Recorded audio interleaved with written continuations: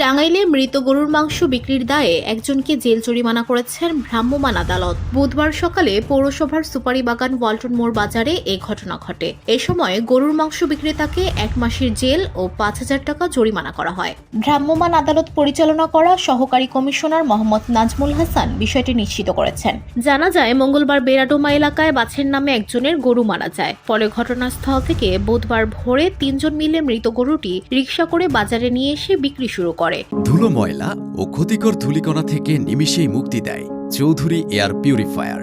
এর শক্তিশালী সাকশন ঘরের কোনায় কোনায় লুকিয়ে থাকা সকল ধুলা টেনে ফিল্টার করে এবং বের করে আনে নির্মল ও স্বাস্থ্যকর হাওয়া।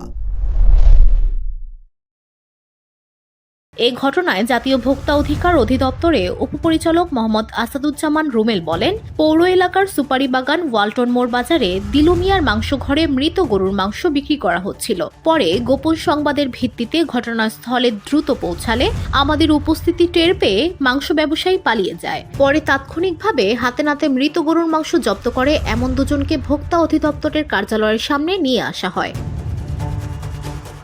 সেখানে সহকারী কমিশনার মোহাম্মদ নাজমুল হাসান মাংস বিক্রেতা নূর মিয়ার ছেলে আনোয়ারকে 1 মাসের কারাদণ্ডে দণ্ডিত এবং 5,000 টাকা জরিমানা করেন। এ সময় উপস্থিত ছিলেন জেলার veterinary doctor Mohammad Shahin Alam, consumers association of Bangladesh Tangail শাখার সাধারণ সম্পাদক আবু জুবায়ের উজ্জ্বল, জেলা ইন্সপেক্টর মমতা নজরুল ইসলাম এবং কসাই ইন্সপেক্টর সোহেল রানা প্রমুখ।